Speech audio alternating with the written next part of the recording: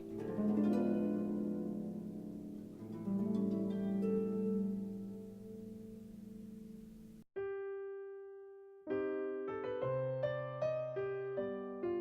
got very fond memories of my grandmothers. My grandmothers were both very different personalities, quite opposites, really.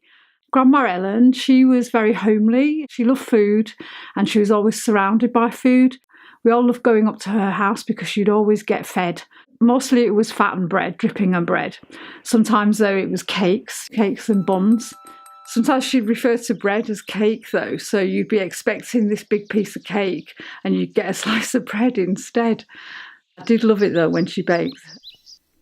Grandma never talked about religion, but she did have a big belief in God. She just never forced it on anybody else. She used to have all these little trinkets around the house, which were quite kitsch, really, but I used to find them quite magical when I was a kid. Grandma Monica, I don't remember there being anything religious in her house. She was the more glamorous of the two, really. She always wore makeup, she always had jewellery. She was very independent. She'd been in the WAFs during the war, the Women's Auxiliary Air Force.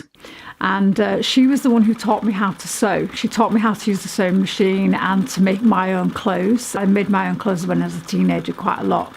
It was certainly a valuable skill to have when I became a mum myself, I think. One of the things that I really love is books, and that was definitely inspired by my grandmothers.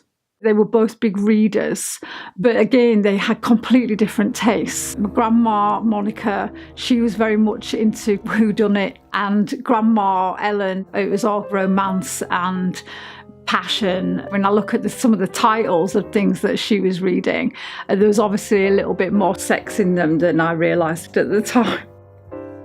Both of my grandmothers had a fair amount of tragedy in their lives. The loss of husbands, and also Ellen, her first child and only daughter, died.